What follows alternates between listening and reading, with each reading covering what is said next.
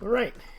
We're going to take a look at the price of gold for the last year. Now, we're at about 1,500, and that's about where we are in the aftermarkets today as they opened up about an hour or so ago. But over the last year, the price has risen about $250. At the beginning of this year, end of last year, I said if gold got to 1375 and broke above that it would shoot up to about 1,500. And we've seen it's done exactly that. Once it got past 1350, 1375, it did shoot up to about 1,400 and then stabilized there for a bit, and then shot directly from about 1,410 to $1,500. And it's pretty much formed a base there, which is very good. And I expect that it should probably then shoot up to 1,600. Now, all this is against the backdrop of a rising dollar, which is very interesting because the dollar strength is actually what's holding the price of gold back. Now, we've seen that the dollar has really been in demand the past couple of years. The dollar has been, that's why we have this repo market where the Fed has to intervene to provide additional liquidity.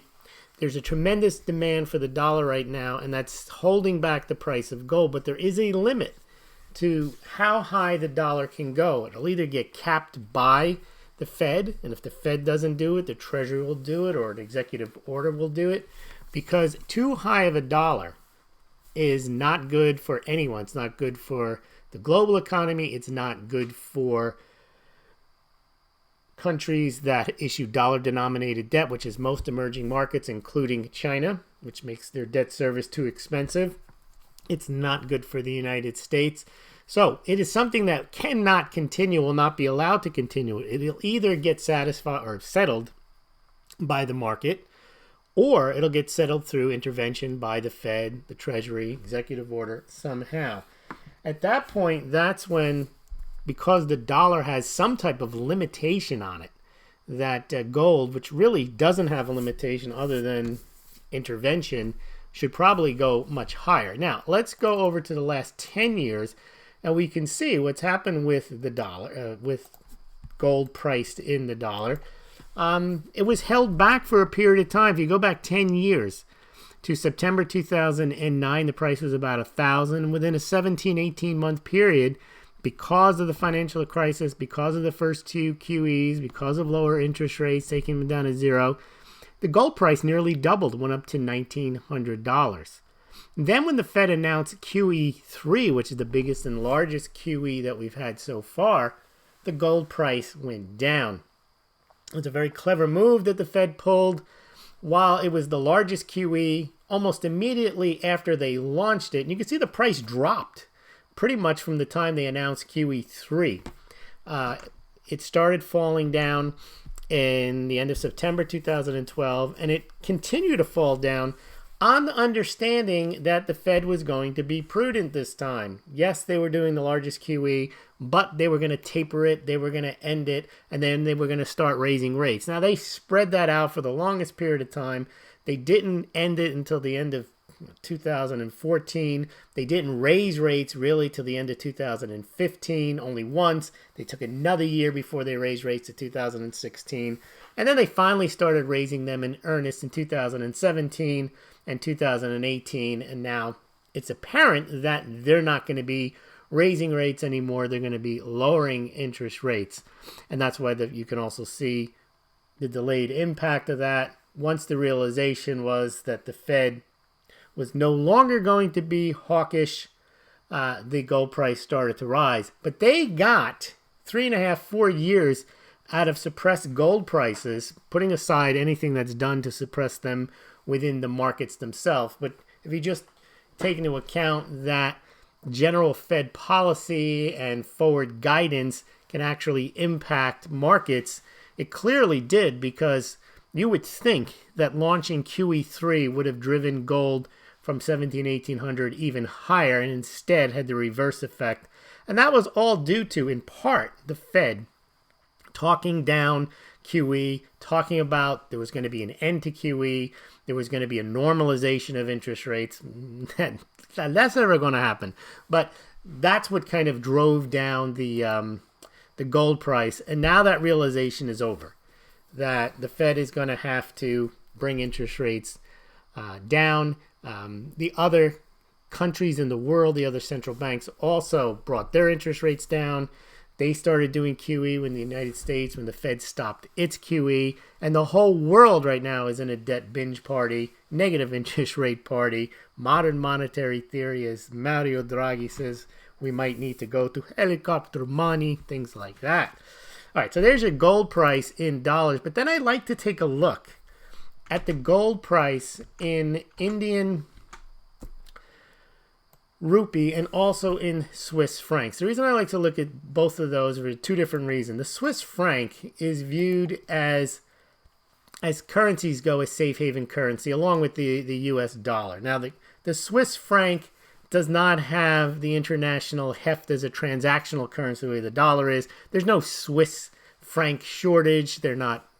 Most countries have some Swiss francs in reserves, but they're not held in the same degree and manner as the US dollars or even the euro. But they're considered very stable, a currency that can be held as a safe haven, as a reserve, not necessarily to transact the way the dollar is, the world's #1 transactional currency.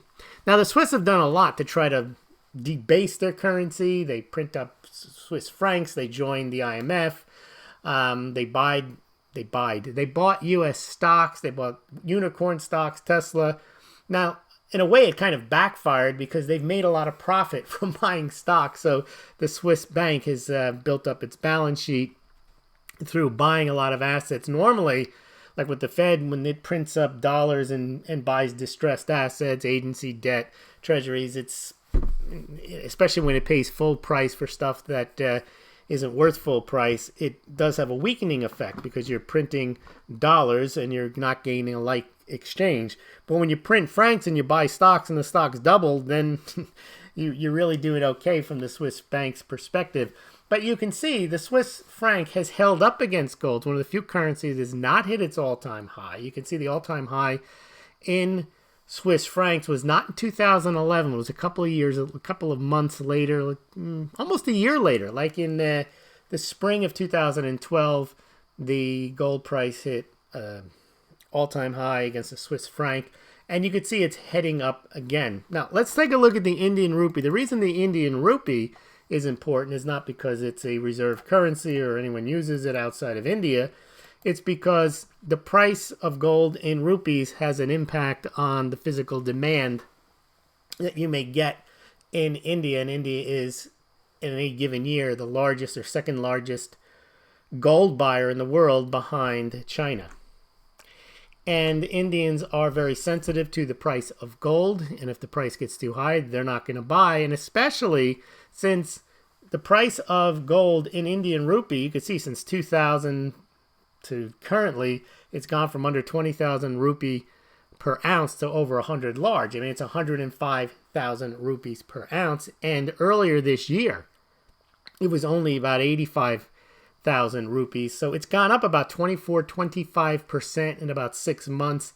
And that has really dented and damaged the Indian gold buying, which is gauged generally not just from reports from inside India, but also by the Indian imports, because India has to import most of its gold. It doesn't have domestic gold mining production. It does have 18 to 22,000 tons of gold within the country, but a lot of that's not necessarily changing hands. It's in temples, it's in people's possession, and it's not really moving around. So they import a lot of gold. And you can see this year it was a very, very big year heading into June. And we talked about this in June and July. We said with the gold price continuing to rise, we would expect gold, physical gold sales in India to slow down, and they indeed have. In fact, Indian gold imports were down to 28 tons in August at 70% lower than last year's August and 25% lower than July. So you're on a decline there. And that's because I say that Indians have FOOP, fear of overpaying, versus FOMO.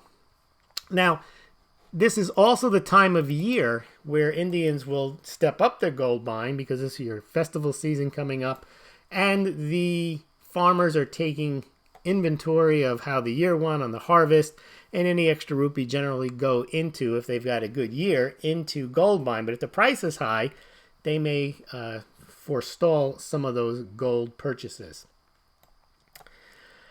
All right, let's take a look now also, before we move into what's in the warehouses. Let's take a look at the Dow versus gold ratio. The Dow gold ratio is something that a lot of gold buyers do take a look at, and they don't deem gold to be overvalued until gold gets down into the single digits versus the Dow. And right now you're still at about 18 to 1.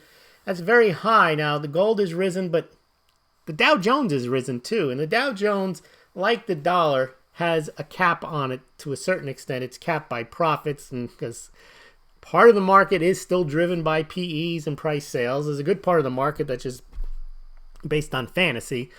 But there is a good portion of the Dow, especially, is the most grounded, I would imagine, in fundamentals. I mean, once you get it off from the S&P and the NASDAQ, you start to get some stocks that are, you would not traditionally use valuations based on sales and profits. But the idea that the Dow can continue just to double and triple from here it's pretty remote, given a slowing global economy, given that it's already risen far in excess of profit growth.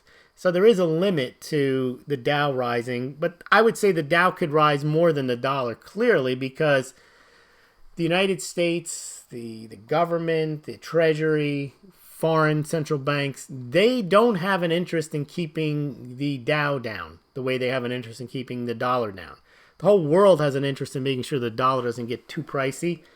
The stock market going higher, that's a good thing for most people. They're not really going to try to stop that, but I think the markets in some respects can put somewhat of a break on that, because no matter how much central bank intervention you'll have, I would think people would sell into that central bank buying. So you're not going to see the Dow continue to skyrocket, and that might bring the Dow Jones versus spot gold ratio down if there's also not a corresponding trampling of gold.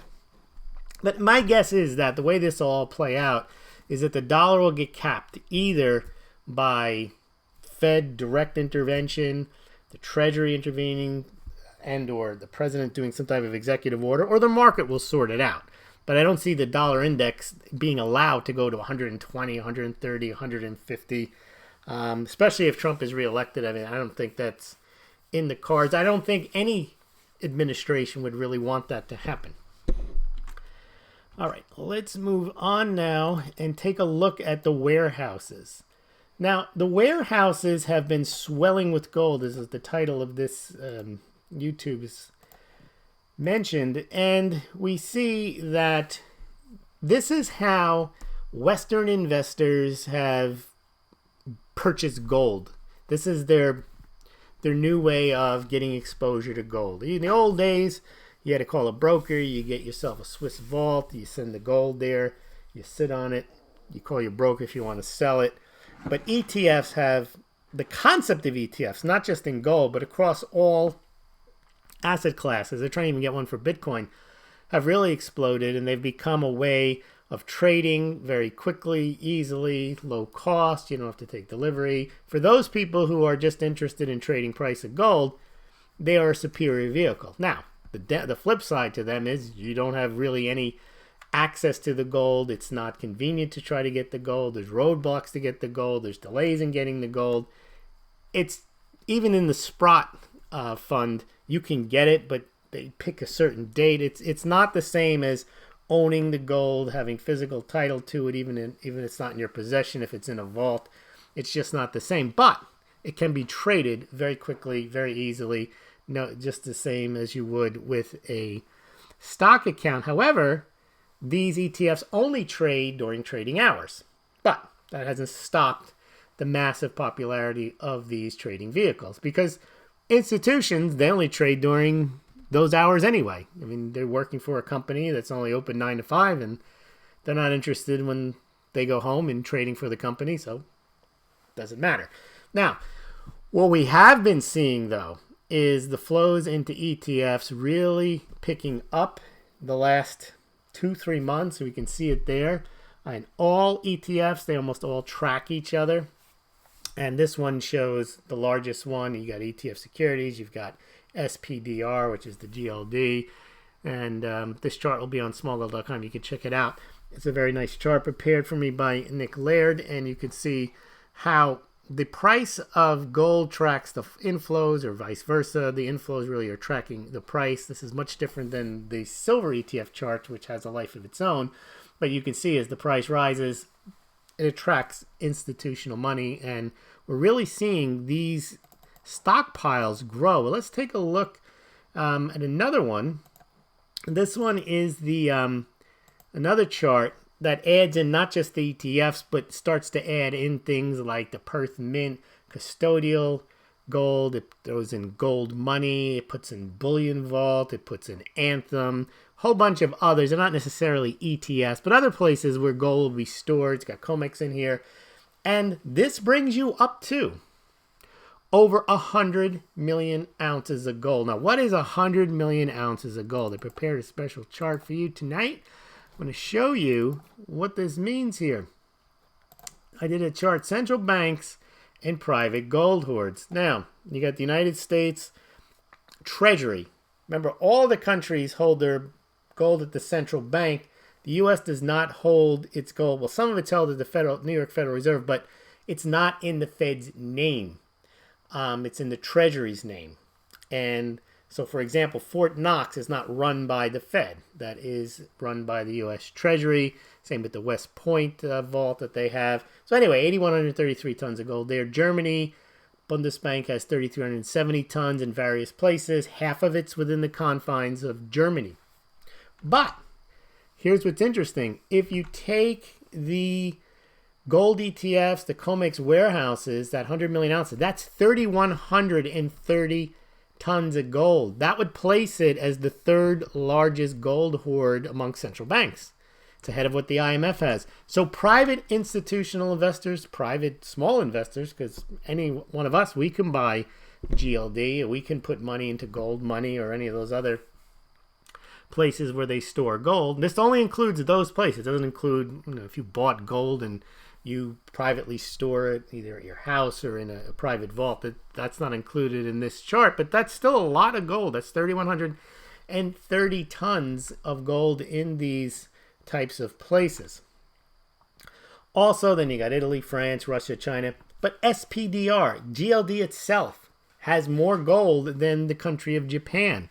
It would be number 1, 2, 3, 4, 5, 6, 7. It would be 8th largest gold holding country if just SPDR was a country. Now, I've included in the gold ETFs Comex warehouses the SPDR shares, so that's not cumulative, but it's 3,130 tons are in these, and this was up from basically zero 15 years ago. So this is a lot of gold being stored, and it's on the increase. See, what's interesting is that these are near record amounts, and the gold price is just starting to get going. All right, now let's move over to the Comex. Some interesting things going on in the Comex, and some even more interesting things going on with the debt to gold ratio, the interest rates, and so on. First thing I want to talk about is Comex Delivery. See, a lot of people, They create these fantasies, gold back yuan, all these reasons for gold to rise. Now, I have my own reasons for gold to rise. I don't believe in these Comex default or there's just so many stuff. JP Morgan buying silver. There's so many stories out there that really so many people believe. They want to believe them because they want to believe gold's going to go up, and if that's the rationale, then they got to believe that and they got to repeat it. One of them is that there's no gold at the Comex and the Comex is going to default. Not going to go into it tonight, but I've written a long article, done a couple of videos on it. Why that's not going to happen. That's ridiculous. That China's behind it, and they're going to roll the gold into a stadium, and they're going to say game over. Complete rubbish. But looking at the numbers, you have to realize what Comex actually is. It's almost no different than a gold ETF. It's a place where gold traders who have really no big interest in accumulating gold and storing gold, stacking gold. They just want to trade the price. And that's what Comex is. And that's what Comex provides. And they make sure that that's how it works. They make sure that there aren't people there that are trying to sabotage. There's rules against all this stuff. That you can't just go in there and stand for delivery for the purpose of trying to sabotage the Comex. They'll throw you out of there and you won't get anything. Well, anyway, the point is, the traders know this. They're not there to sabotage anything. They're there to make money for their employers for the most part. The commercials, the non-commercials. If someone is interested in buying gold, sure, you can go on Comex, you can get your futures contract, you can settle it out, you can get your gold. People do that, companies do that, and it ends up in another warehouse, and they generally don't take the gold out of the warehouse, they'll store it in the same warehouse at which they took delivery of it from. They don't generally take delivery and have it moved out of those warehouses, because those are pretty secure warehouses. That's Coins and Things, that's JP Morgan, that's Brinks, and it's all in. Remember, if they want to sell it again, then they really don't want to have to re-register it. They'll just keep it, reassay it. They just keep it in those warehouses, and it gets traded from there. It's the same deal in the Shanghai Gold Exchange. When they say withdraw, it doesn't necessarily mean they take it out. It means that they've taken delivery, but they don't necessarily mean they've taken it home with them.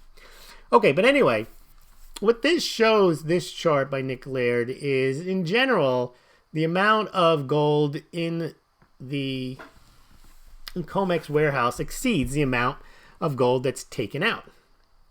And this is no different the last few years. And if there are issues where there's not enough gold, then they can get cash delivery. Now, here's the important thing about this is a lot of people think, well, if there's no gold at the Comex, then it's game over and game changer and so on. But that's not really what the issue is. Because as we saw the other night, the amount of gold that is traded in the Comex really is a very small portion of the overall gold. So, for example, if there's not enough gold, I'll show you this chart right here. If there's not enough gold to cover trades in the Comex, it's no big deal. It's because that's not, you get your cash and you can buy gold somewhere else. There being no gold at Comex doesn't mean gold shortage, game over, game changer, gold price to the moon. No, it just means that Comex has not managed itself well enough for there to be gold for somebody to take delivery. Now, you can call that criminal and so on. It's a futures market. It's the same thing that's going on with the repo market. By the way, I'm going to be talking to Mike over at Silver Doctors on Tuesday. We're going to talk about this repo issue, and I think I'm going to try to get on with James Henry Anderson at Silver Doctors, SD Bullion, also to talk about manipulation. So I have a couple of interviews, external interviews coming up.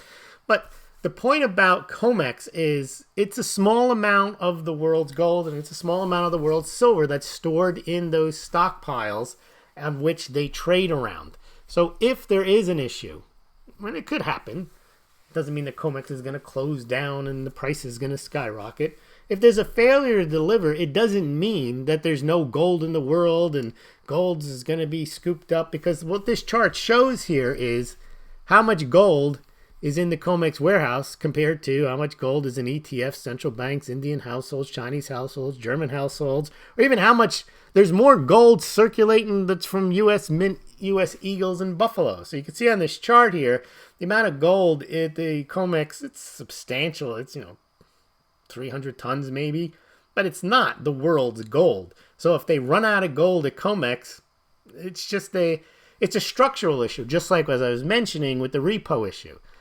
It's not that the banks are undercapitalized. It doesn't mean that the banks are getting bailed out by the Fed. What it means is the market, the repo market, is being bailed out by the Fed because the banks don't have the liquid assets to fund the overnight market. They do at 10%, but that would screw up the market and that'll slow it down. So the Fed jumps in. I'm not saying it's a good thing. That's not a good thing. But it doesn't mean that the banks are in trouble. It doesn't mean that the Fed is bailing out the banks. It doesn't mean the economy's in trouble. It means a segment of the market, because the Fed has intervened so much in all this and trying to manipulate interest rates, they have to intervene more. Remember, intervention begets intervention. Once you intervene, just like a plastic surgeon, make one snip. If you want to fix it, you got to make another snip. Then the next thing you know, you're Michael Jackson and you're getting snips every other week until you're unrecognizable. That's what they've done to the markets. So the idea that somehow if there's a Comex, there's not enough gold in the Comex, there's not enough gold in the world, that's not what it means. It doesn't mean there's a shortage of gold. All right, so those are your gold stockpiles. And let's get back to where we were on our stockpiles. Okay, so we were just looking at the warehouse, the ETFs. We were looking at the non-ETFs, the gold monies, and rolling them all up to 100 million ounces and comparing that, getting that to 3,000 tons. But let's take a look at, is another way of looking at it here is how much is coming in to this, instead of just looking at the line that shows it going straight up. This just shows the weekly changes. Look at the blue lines since June. Massive amounts going in, the most going in just the last week. 1.6 million ounces into all of these different types of custodial gold arrangements. And you can see the price also heading higher. Just another representation of what it looks like. Again, on Smaulgld.com, you can see all these charts. But here's another way of looking at it. Here is the gold held in depositories. You probably also want to check this out on Smaulgld.com. But this shows this is 4-week increases. SPDR, the GLD, keeps adding gold, 5% up in the last couple of weeks. iShares IAU up almost 4% the last few weeks. You got a Japanese ETF up. There's so many of them up. They're all up. And if you roll this all up again, so many different ways of looking at it. Let me get you here we go. This one has a tally. It's up 2.5% in the last, this is just the last couple of weeks. And you see that number there, the 100 million number, 100.6 million ounces and all these different custodial places where gold is held. And then also you see the total ounces. And we're not quite at the record that we were back in 2012, but you could see sharp increases jumping up in 2018 and most recently also. This is a very good sign for gold. It shows that there's institutional interest pouring in. And let's take a look now at the trading. Now, the trading it's not like everyone is long, but the open interest is massive here. You see the green, it's the highest, it's close to record highs, the amount of people trading gold. So gold is a very active market. I always like to say that volume always precurses a price move. So right now we're kind of stabilizing in the 1500 range, but the trading is immense in that range, even though it hasn't moved anywhere so far in the last few weeks. It's staying around 1500. So it's a very important indicator that you have gold being stockpiled, gold being traded. And now let's get into the final portion of our presentation, and we'll take your comments. Is the debt growth versus the gold growth? Now, I mentioned how the Fed got away with, in a sense, QE, and they gained a few years. They gained a few years of price appreciation in gold. They managed to forestall that by running the largest QE ever and then jawboning themselves into saying, yeah, well, we're going to be prudent from now on. We're going to taper. We're going to stop QE. We're going to raise interest rates. We're going to normalize interest rates. And that bought them some time, and the markets believed that. But the fiscal side of everything, remember, the monetary policy is what the central banks do. The fiscal policy is what the government does, the spending of the government. They do the helicopter money. Okay, so that's a good thing. The government spending never stopped. And that's what that black line shows. And this chart is interesting because what it shows is the percentage of debt growth versus the percentage of gold growth. And they should be correlated. I got a comment, I think it was yesterday or today, on one of the videos I had done, and they were mentioning that the dollar is debt-based, and that's what somewhat in a way that's the value of the dollar is and how much debt it can create. It's almost circuitous, but it's true. The more dollars there are, in a sense, is the more they're valuable because the more they're needed, and the more the whole world and the country is built on increasing more debt. So the dollar actually gets more valuable. It's counterintuitive, but it makes some sense. The dollar gets more valuable the more debt it issues, because not the more debt the U.S. is, but the more debt that's issued in dollars around the world, because it creates more demand for dollars, because when you issue debt, that means you need dollars to pay it back. Now, that doesn't sound sustainable. It doesn't sound like it makes any sense. And of course it doesn't, but there is an internal logic to that, and that's why the dollar continues to go higher, because everyone continues to borrow money. So if you continue to borrow money and you continue to borrow it in dollars, and you're going to owe dollars, and when you can't pay those dollars, then you got to borrow more dollars. You keep rolling it over, and you can see how the demand for the dollar keeps increasing. Okay. Now, you would think there'd be a corresponding yin-yang to that, and say, well, hold on. I don't want to have my money into this ever rolling over of dollars and this increasing of dollars, because everyone wants dollars, because they need dollars, because they just can't get off the treadmill, and they're going to borrow dollars, then they're going to need more dollars to pay back the dollars. I think when that happens, there is a yang trait to that. No, hold on.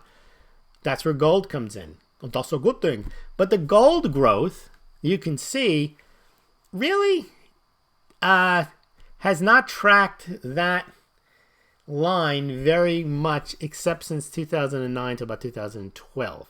And here's why. The debt issue wasn't the biggest issue the U.S. had in the early 70s through 1980.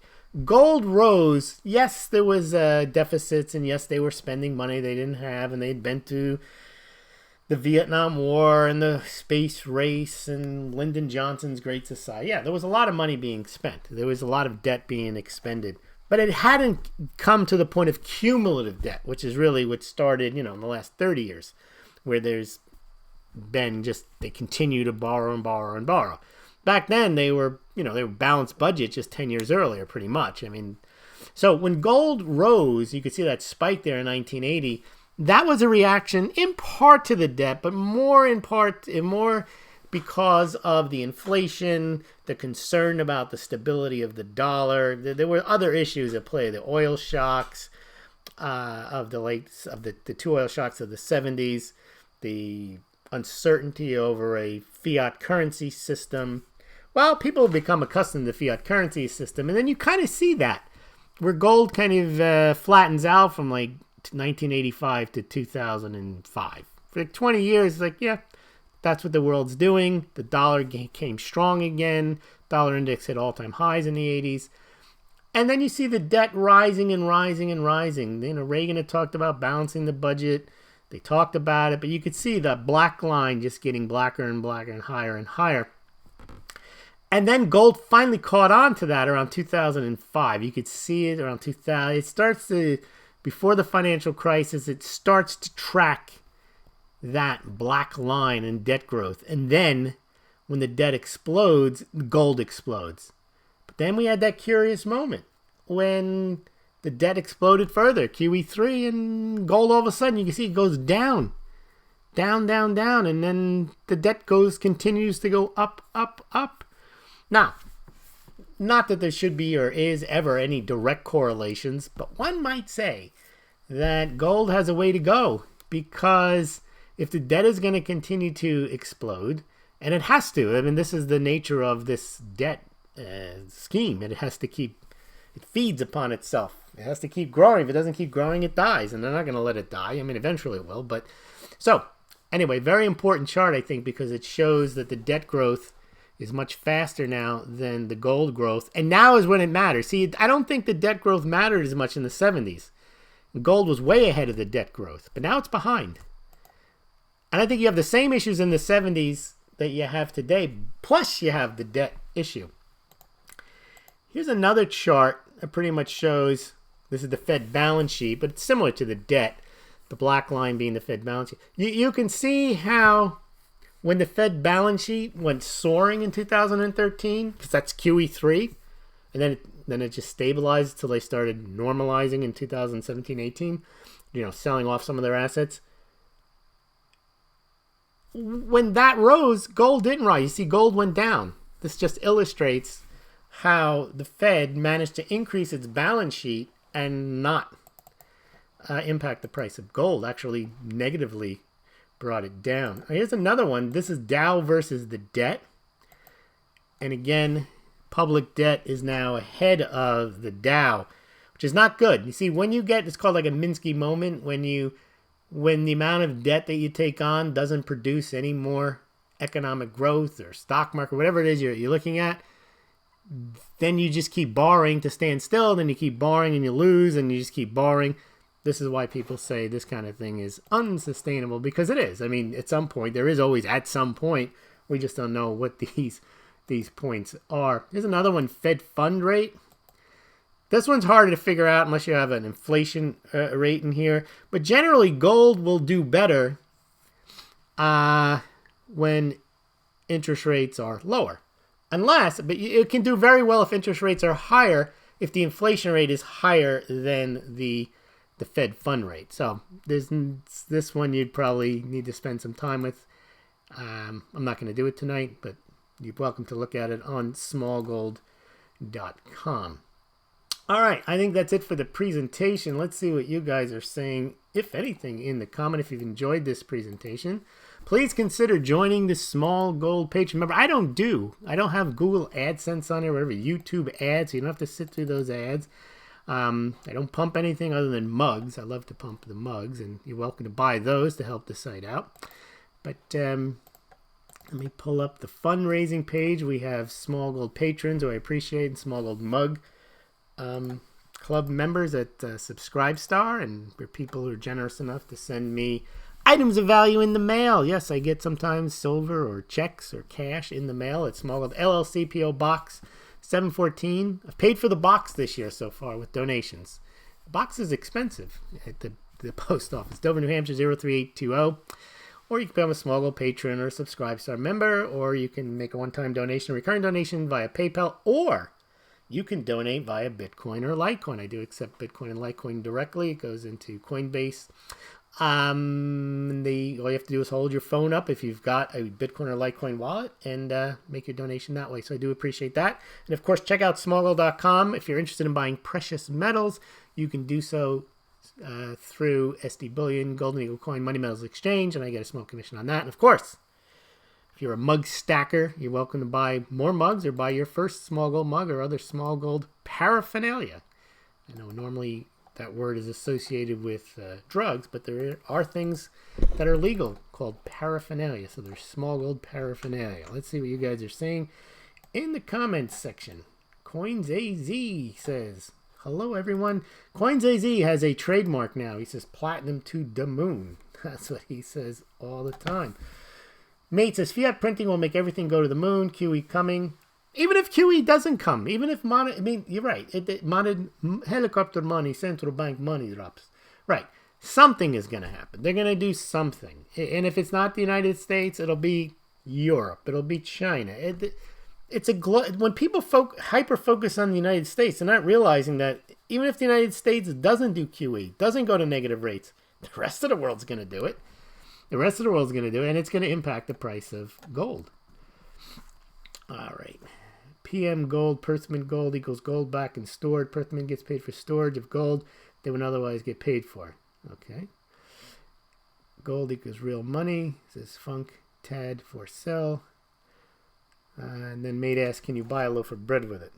No, you know my point. I don't have to say but you do know. My point of view is it's it's just a waste of time arguing what money is, because really what it comes down to is what is something's value? Is there really any additional value added to something when you put the word money in front of it? But silver is money. Who cares? First of all, I say it's not, because it's not used as a currency, but really, is it important that silver is money? Makes it platinum, palladium, rhodium? have all skyrocketed, and no one even makes an argument that they're money. So I don't think it really matters. The only time it matters is if somebody actually wants to use silver as a medium of exchange, which no one does right now. Now, they may in the future, and that's why I think it's undervalued, that its monetary component is undervalued right now, because no one's willing to pay for junk silver in that form. They'd rather have pure silver than to have junk silver, because they want the price of silver. They don't want a barter item. That's because there is not a premium right now. There's not an insurance premium that people want to have a barter silver item. Now, if the lights go out, if you have some type of event where the banking system doesn't work, you're going to see a premium on barter silver. But there isn't right now. All right, what else do we have here?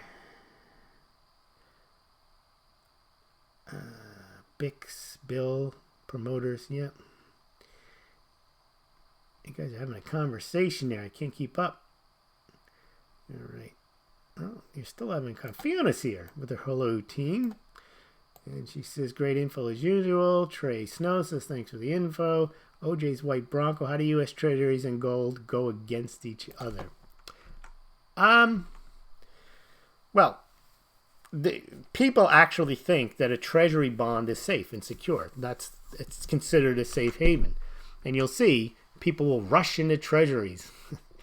And the yield, they'll drive the yield down because people will be buying more and more bonds. And this idea that people are dumping the dollar and dumping treasuries is nonsense. The latest auction was oversold, and there's a great demand for dollars, so much to the point that even in the overnight, that's what the Fed is doing. It's in the repo market, adding dollars. All right, I think that's about it in the comments section. I want to thank everyone for joining me, and we will see you guys tomorrow. Thanks. Sorry for the interruption earlier. I gave 17 minutes of good information until I realized I'd been cut off. So this is part 2. Part 1 only went on for about a minute and a half, and I went back, was able to listen to it and piece it all together. So apologies for that. But that's YouTube as it is. Please remember to subscribe over on BitChute and on here on YouTube, and also at Smaulgld.com.